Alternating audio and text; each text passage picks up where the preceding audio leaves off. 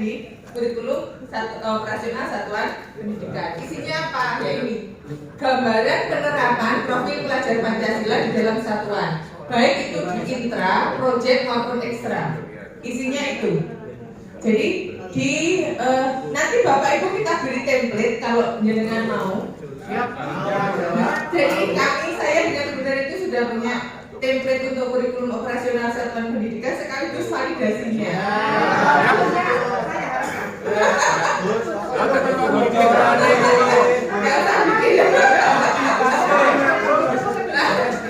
Tapi tolong nanti dibikin ya verifikasi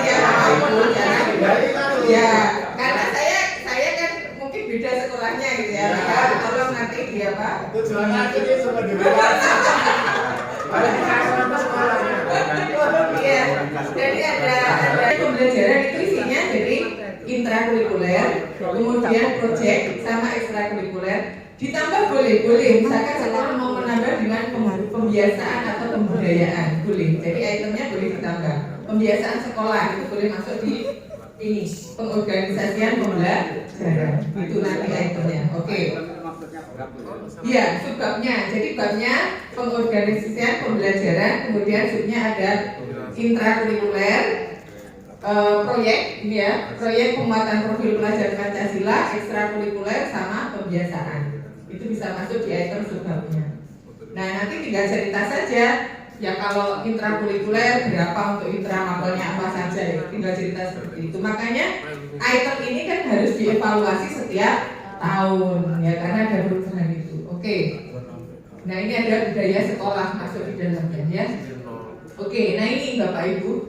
Nah, di dalamnya adalah penjelasan struktur kurikulum di satuan pendidikan. Nah, ini ada program intrakurikuler itu apa saja. Isinya nanti di situ sekolah menggambarkan misalkan intrakurikuler itu meliputi mapel apa saja, setiap mapel itu tujuannya apa, metodenya apa, hasil yang diharapkan apa.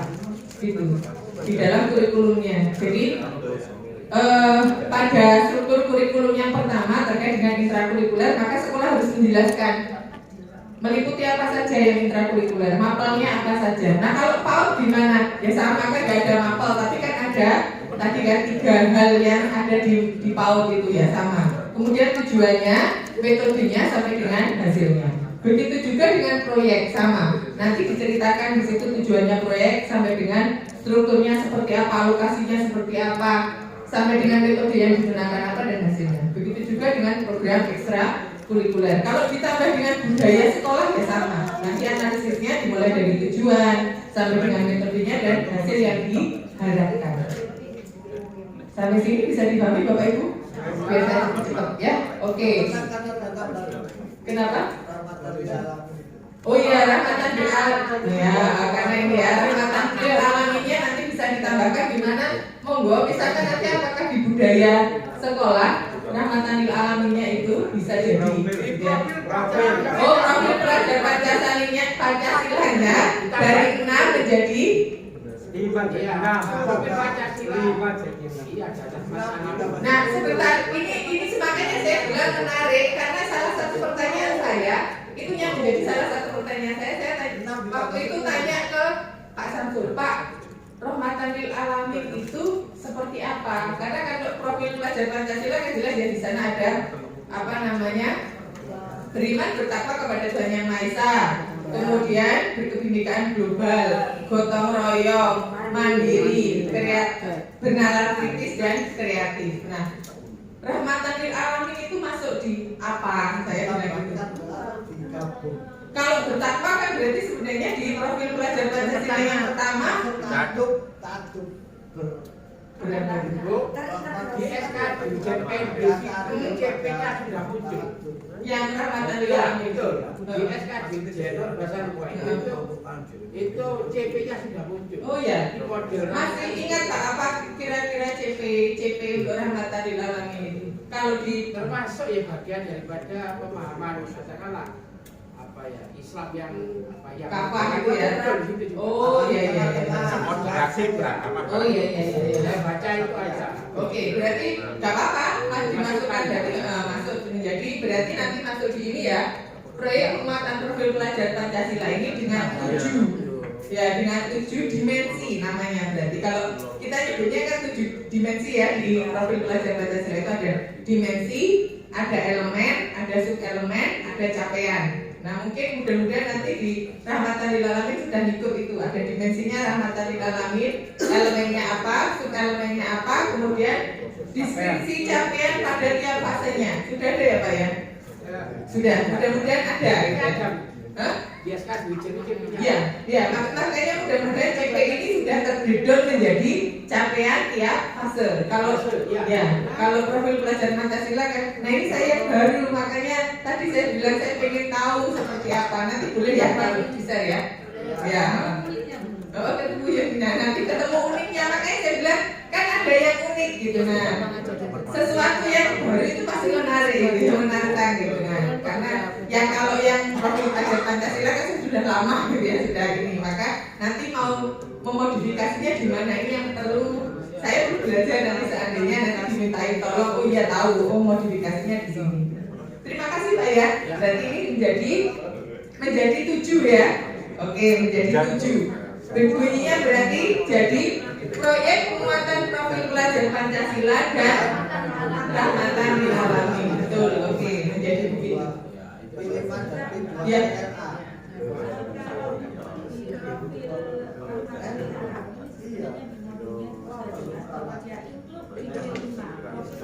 Oh, ini ada tambahan lagi. Include di B5 sudah bunyi gitu.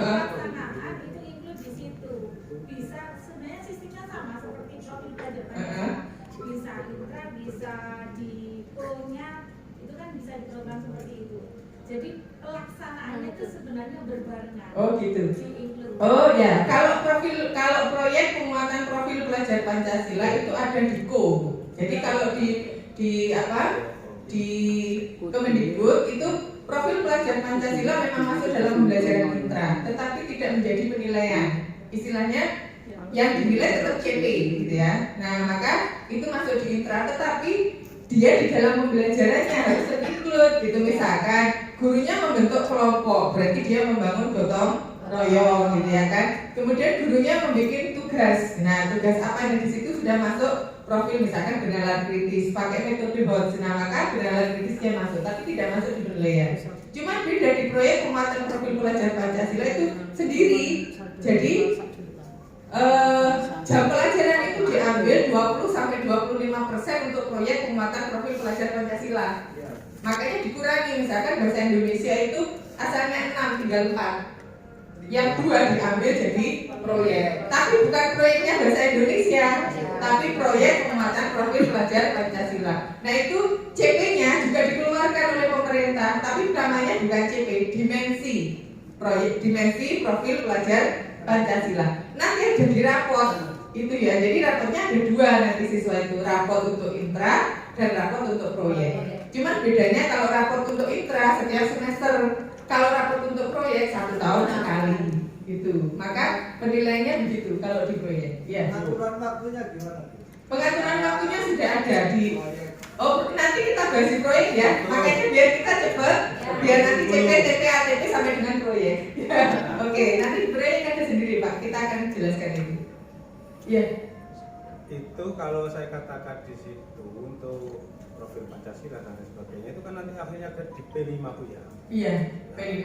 Kemudian itu apakah nanti P5 itu merupakan satu materi tersendiri ataupun include di dalam mapel kita yang ada itu. Nah di situ apakah nanti basisnya adalah basis proyek. Nah, pelaksanaannya kalau sudah basis proyek berarti kan harus ada produk. Nah nanti kita mewujudkan produknya itu seperti apa daripada itu. Kemudian di Kemenak itu ada namanya khusus Rahmatan Lil Alamin. Nah kita menspesifikasikan antara profil Pancasila dengan Rahmatan Lil Alaminnya itu seperti apa. Ini makanya saya bilang unik. Saya kalau boleh diberi dokumennya dulu. Kalau sudah diberi dokumennya saya nanti bisa mengelaborasi Pak. Oh ini masuk di sini, itu nanti saya baru bisa cerita. Jadi mohon maaf karena saya belum punya dokumen itu. Jadi tolong nanti saya boleh diberi ya. Nah nanti kalau ada nanti saya akan lihat dan bisa mengelaborasi di mana. Tapi pasti bisa dielaborasi kalau saya yakin pasti bisa. Ya. Kan pada dasarnya begini Bu, Pancasila itu pun juga ngambilnya dari agama kita. Iya pasti Pak, iya. Otomatis kan mesti sinergi. Lah ya makanya pasti. Nah, kemudian kita itu kan kadang-kadang gini, katakan ada sedikit diferensi antara sekolah dan madrasah. Sisi pandangnya kalau di madrasah jelas namanya rahmatan lil alamin itu yang diambil. Nah, otomatis apakah juga kita harus ngambil di profil Pancasilanya?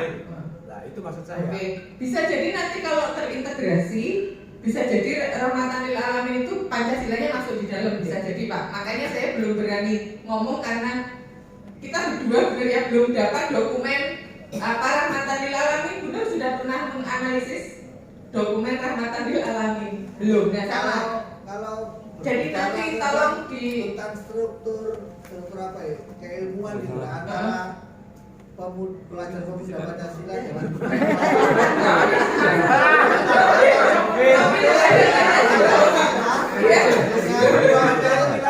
rahmatan lil alamin juga tinggi kan, rahmatan lil alamin kalau kita berbicara Daripada Oke, lebih tinggi ya. mana yang didahulukan? Oh ya, enggak. Sebenarnya saya nanti kalau melihat itu kayaknya bisa jadi satu kalau lihat karena tetap ya ke ininya gitu. Jadi gini Pak, proyek ini tidak masuk di ITRA, tidak masuk di mapel. Nah, jadi sendiri. Terus kalau produk nanti ada produknya. Proyek penguatan profil pelajar Pancasila itu tujuannya adalah ke karakter. Produk itu bonus. Kenapa kok bonus? Karena namanya sebuah proyek, pasti nanti akan ada produk. Tapi produk itu bukan tujuan utama oleh guru. Tujuan utamanya adalah membentuk karakter.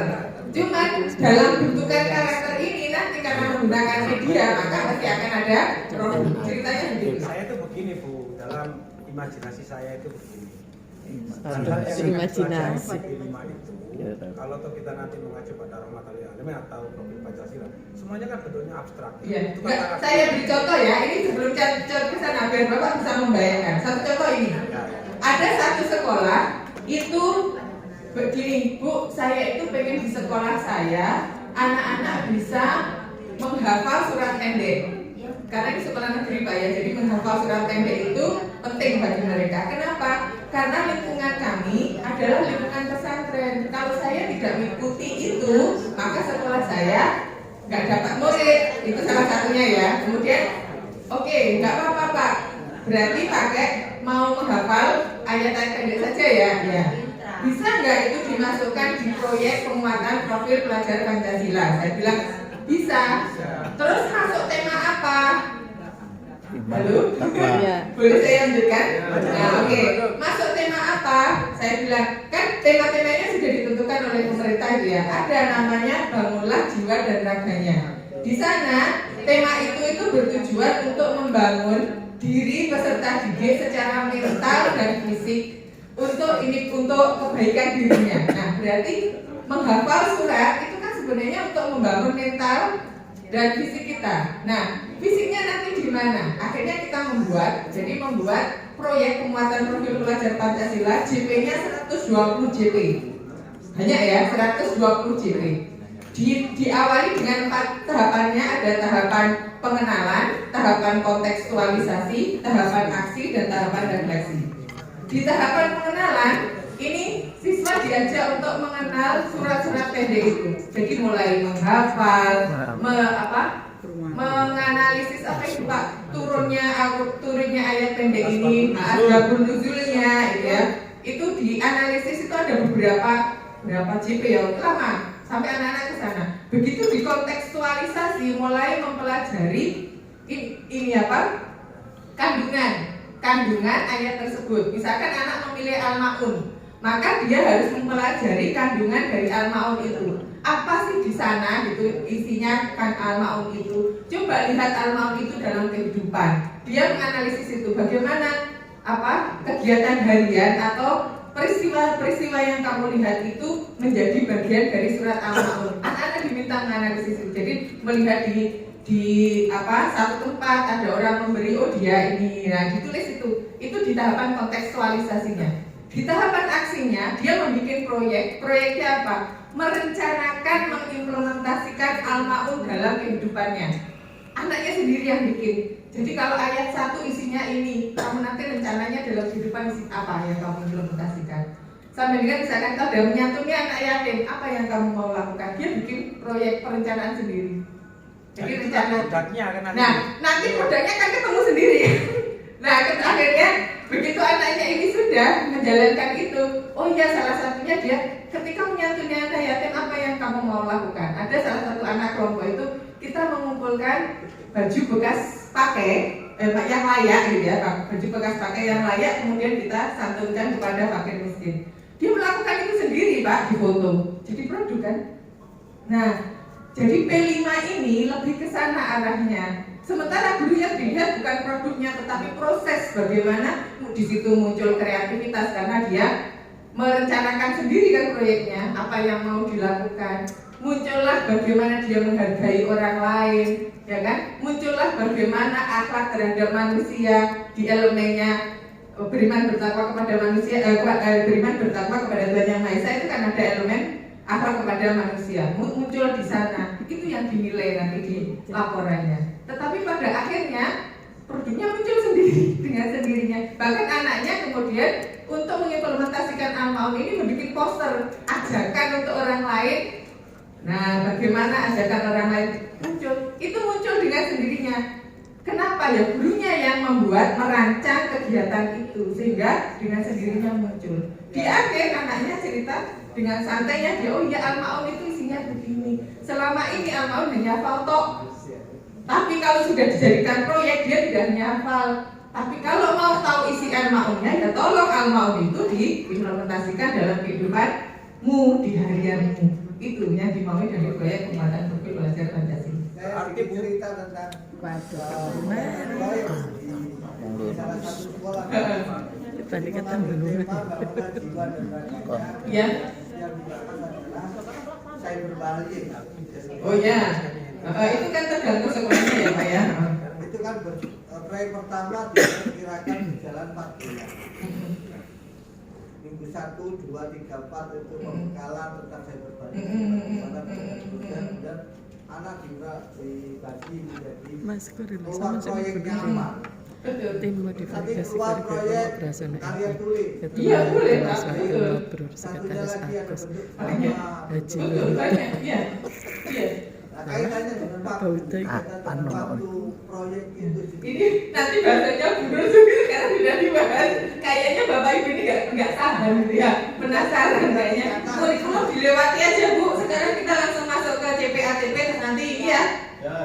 Nanti ada Pak. Jadi alokasi pembagian waktunya dari semuanya nanti akan bahas sih.